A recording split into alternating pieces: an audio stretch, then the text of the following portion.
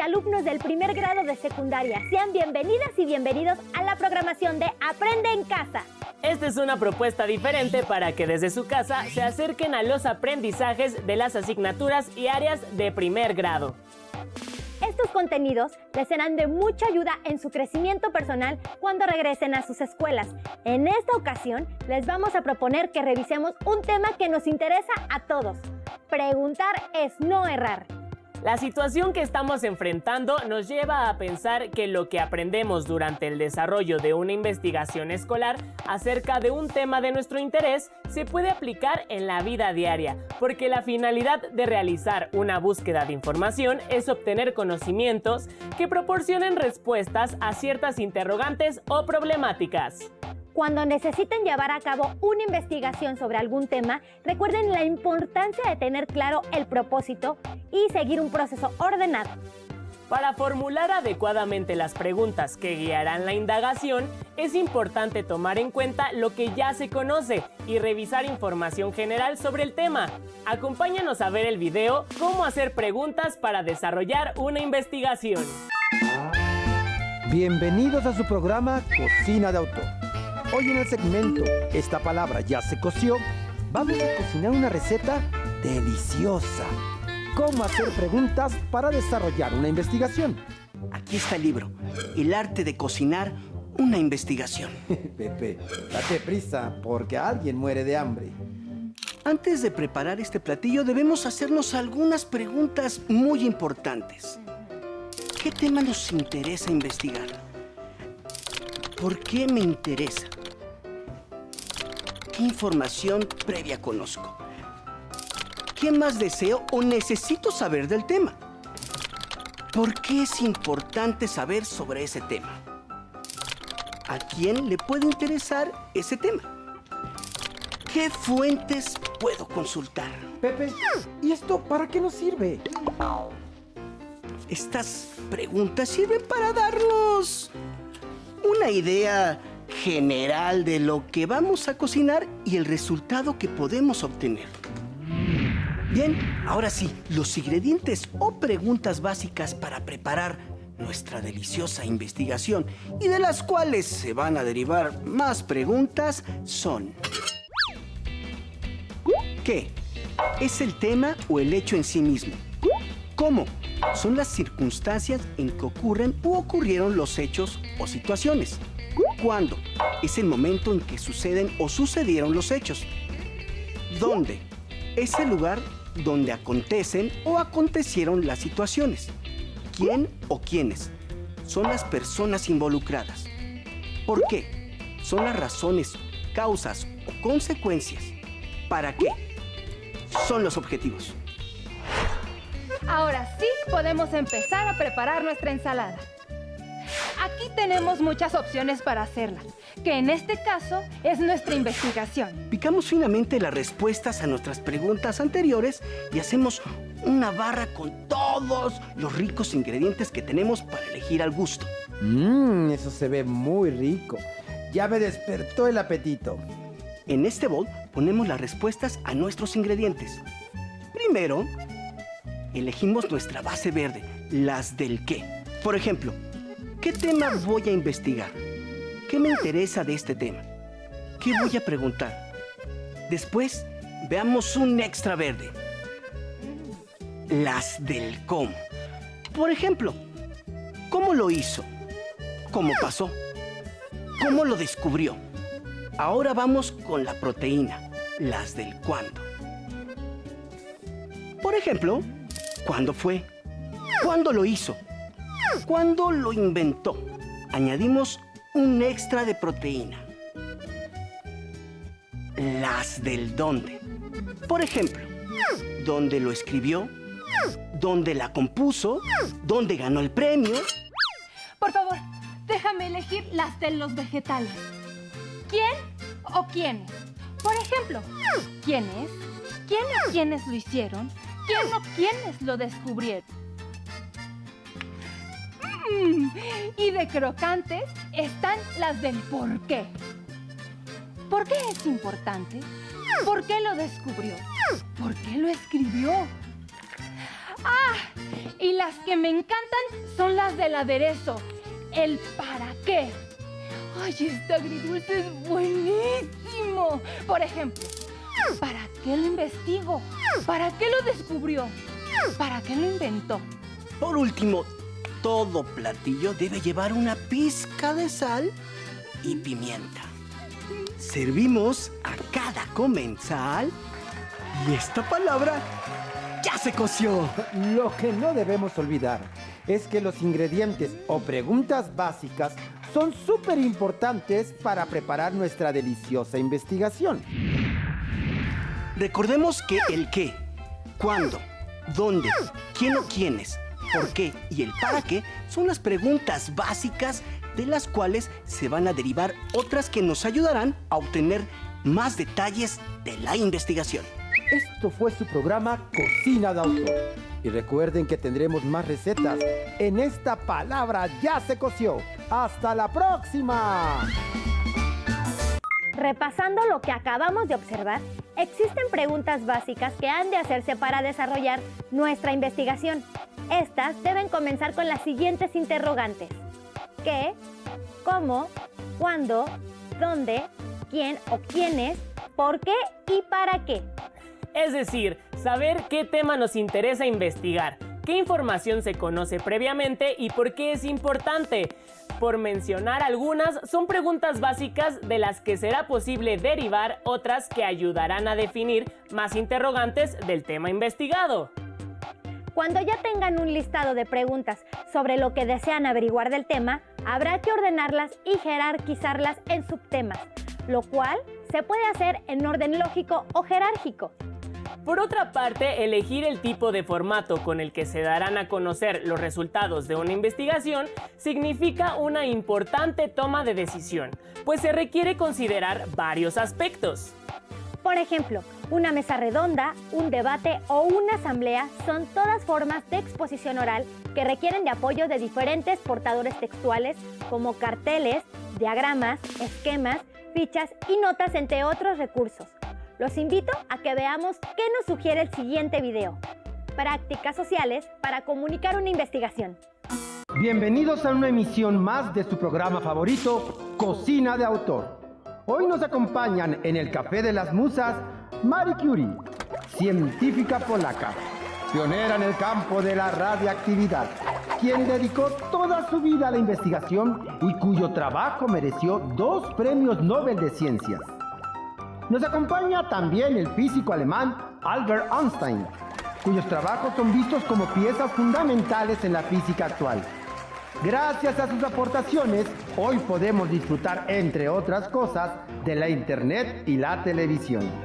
Mari y Albert nos hablarán sobre las prácticas sociales para comunicar una investigación. ¡Bienvenidos! Gracias por la invitación. Es un placer estar con ustedes. Platíquenos, según su experiencia, ¿de qué manera se pueden socializar los resultados de una investigación? Imagina que publicáramos los resultados de nuestras investigaciones con la tecnología que se tiene en la actualidad. Nosotros divulgábamos nuestras investigaciones por medio de publicaciones y revistas científicas. Ahora se hace además a través de redes sociales o blogs. ¿Cómo cambian los tiempos y las formas, verdad, Marie? Todo eso es en forma escrita, pero también se puede hacer difusión de manera oral. A mí me gustaba mucho dar conferencias y clases en las universidades. Pero también hay otras formas, como los debates o las mesas redondas. Marie Curie, pasa al balcón, por favor. Me gustaría hablar con cada uno sobre los métodos que conocen para difundir una investigación. ¿Qué es un debate y una mesa redonda? ¿Cuál es la diferencia? Cuéntanos acerca de ello. Desde mi experiencia, un debate es un diálogo en el que se enfrentan 2 posiciones opuestas sobre un tema para intercambiar opiniones críticas. Se caracteriza por la presencia de 2 debatientes o equipos con postura diferente respecto de un tema. Un moderador que dirige el desarrollo del debate. Un secretario que registra lo que sucede. Ah, y los jueces, que definen quién ganó. En la mesa redonda, un grupo de personas que poseen conocimientos de un tema intercambian sus diferentes puntos de vista sobre este. La diferencia entre la mesa redonda y el debate es que en el debate, el moderador o los jueces determinan la posición que fue mejor argumentada. Y en la mesa redonda, se busca llegar a una conclusión con las ideas que todos han aportado. No ando tan perdida en estos temas. En la asamblea se usa el debate como medio para exponer ideas y se busca una conclusión, como en la mesa redonda, pero en este caso la finalidad es tomar decisiones en forma colectiva respecto a un tema. Que todos los que participan, o al menos la mayoría, estén de acuerdo con la resolución final. ¿Qué más falta? Nos hace falta abordar las exposiciones orales. ¡Ah, claro! La exposición oral es otra manera de comunicar una investigación y que es la más común. Se hace en voz alta en un auditorio para que el público pueda escuchar y ver al orador, es decir, a la persona que habla. El orador se caracteriza por una pronunciación clara y su entonación es adecuada para los contenidos que expone y emplea adecuadamente los gestos para recalcar o apoyar lo que está diciendo. Además, recomiendo ensayar muchas veces y memorizar palabras clave. Imagina que tuvieras un blog. ¡Ah! ¡Un canal de videos! La tecnología puede hacer que nuestras investigaciones lleguen a más personas. Bueno, pero es importante enfatizar que el debate, la conferencia, la exposición oral y la mesa redonda continúan siendo formas igual de efectivas para comunicar una investigación. Muchas gracias a los científicos por habernos acompañado y compartido sus conocimientos. Este fue su programa Cocina de Autor. ¡Hasta la próxima! Acaban de ver cómo socializar los resultados de una investigación de manera oral. Este modo de hacerlo obliga al expositor a memorizar palabras clave.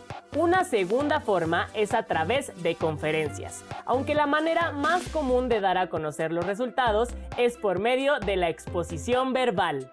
Para sistematizar la información encontrada, se recomienda elaborar un guión de resultados donde den cuenta de los pasos que siguieron, qué dificultades enfrentaron y cómo es que las resolvieron. Lo que seguirá es organizar la exposición de las conclusiones, por lo que ahora los invito a que veamos el video Cómo compartir los resultados de una investigación, la exposición oral. El día de hoy, en su programa favorito Cocina de Autor, nos acompañan en el Café de las Musas Sherlock Holmes, el famoso detective inglés, reconocido por su inteligencia, su hábil uso de la observación y el razonamiento deductivo para resolver casos difíciles. Y Kate Ward, la primera mujer detective en Estados Unidos de Norteamérica, quien descubrió el complot de 1861 en Baltimore para asesinar al presidente electo Abraham Lincoln. Con base en su experiencia, ¿de qué manera comparten los resultados de sus investigaciones? Por medio de exposiciones orales, claro. Siguiendo un guión. Un buen guión debe incluir las ideas principales de la exposición, expresadas en forma breve, con una estructura clara en la que las ideas estén organizadas y jerarquizadas. ¿Cómo preparas un buen guión para realizar una exposición oral exitosa? En realidad, eso siempre lo hizo Sir Arthur Conan Doyle por mí. Pero puedo hablarte de algunos elementos que siempre es importante considerar en una exposición oral. Lo primero es tener claro cuál es el tema sobre el que vamos a hablar y el público al que nos vamos a dirigir. No es lo mismo hablar al señor juez que a los miembros del jurado. Debemos pensar un título atractivo que sea representativo del contenido de nuestra exposición. Por ejemplo, El sabueso de los Baskerville. Este título dice a nuestra audiencia que el contenido de la exposición estará relacionado con una familia cuyo apellido es Baskerville y con un sabueso. Finalmente, hay que tener en cuenta la duración, es decir, ¿De cuánto tiempo disponemos para nuestra exposición? Muchas gracias por tus consejos. Puedes continuar con tu investigación. Kate Ward, ¿nos puedes explicar cuáles son los pasos a seguir para preparar una exposición oral? Claro, primero debemos recopilar información del tema elegido. Al hablar en público, debemos tener información actual y verdadera. Por eso es importante acudir a fuentes confiables. Después debemos elaborar un guión. Es importante incluir recursos de apoyo, es decir, todos aquellos elementos que faciliten nuestra exposición. En la exposición oral debemos usar un lenguaje comprensible para nuestra audiencia y es importante utilizar la terminología propia del tema. Sherlock Holmes, tú que eres tan observador, ¿has descubierto si se utiliza algún patrón que ayude a organizar las ideas para una exposición oral? Elemental, mi querido narrador. Desde Aristóteles los discursos se estructuraban en 3 bloques. Introducción, desarrollo y conclusiones. En la introducción se saluda al público, se busca llamar su atención, se presenta el tema principal y los objetivos de la exposición. Durante el desarrollo se enuncia la idea principal, se exponen las ideas secundarias y se aportan argumentos que justifiquen las afirmaciones presentadas en la exposición. Por último, en la conclusión, el ponente debe hacer un resumen de lo expuesto, que esté de acuerdo con la idea que fue el hilo conductor. Agradecer al público presente y, en caso de ser posible, invitarlo a participar en una sesión de preguntas y respuestas. Muy bien, qué buena exposición oral hicieron. Felicidades a ambos. Muchas gracias, señor narrador. Usamos nuestros guiones. Kate Ward, me gustaría que nos regalaras algún pensamiento que inspire a los alumnos para realizar sus exposiciones orales. Claro, con gusto. La peor lucha es la que no se hace, dijo Karl Marx. ¿Y tú, Sherlock Holmes? ¿Con qué frase cerrarías tu participación en el programa de hoy? Con una frase mía: las cosas deben hacerse decentemente y con orden. Por hoy nos despedimos de su programa. ¡Hasta la próxima! Una exposición va antecedida de la elaboración de un guión en el cual se expresan las ideas básicas del tema a presentar y se caracteriza por su brevedad, ideas claras y jerarquizadas. Algo importante es determinar a qué público estará destinada para usar un lenguaje acorde a esos espectadores. Ahora que han podido conocer un poco más de cómo hacer una investigación sobre un tema de tu elección, los invitamos a consultar más al respecto en su libro de texto de lengua materna español. Les dejamos algunas preguntas que les pueden servir para profundizar en lo que acaban de aprender. ¿Qué criterios pueden guiar su búsqueda de información en diferentes fuentes? ¿Qué pasos hay que seguir para investigar sobre el tema? ¿Por qué es útil organizar las preguntas en temas y subtemas? ¿Cómo saben que los textos seleccionados responden a las preguntas formuladas al inicio de la investigación? Agreguen un interrogante más. ¿Qué dificultades han tenido para identificar e interpretar las ideas principales de las fuentes consultadas? Todas estas preguntas y sus respuestas las van a anotar en su carpeta de experiencias junto con sus notas y reflexiones. Los invito a continuar elaborando pequeñas investigaciones de aquellos temas que sean de su interés. Recuerden que también pueden involucrar a su familia y preguntarles acerca de los temas que les gustaría conocer o algo nuevo que les cause curiosidad. Para finalizar, les aconsejo no perderse las siguientes sesiones de Aprende en Casa. Seguro serán de su interés. ¡Hasta la próxima!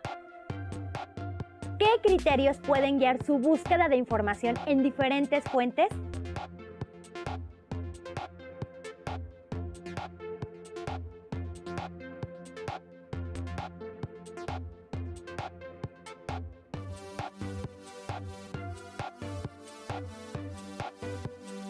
¿Qué pasos hay que seguir para investigar sobre el tema?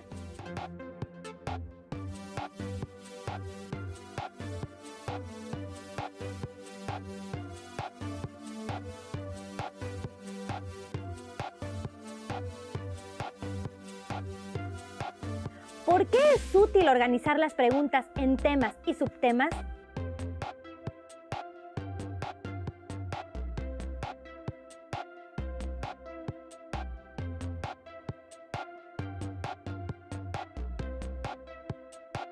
¿Cómo saben que los textos seleccionados responden a las preguntas formuladas al inicio de la investigación?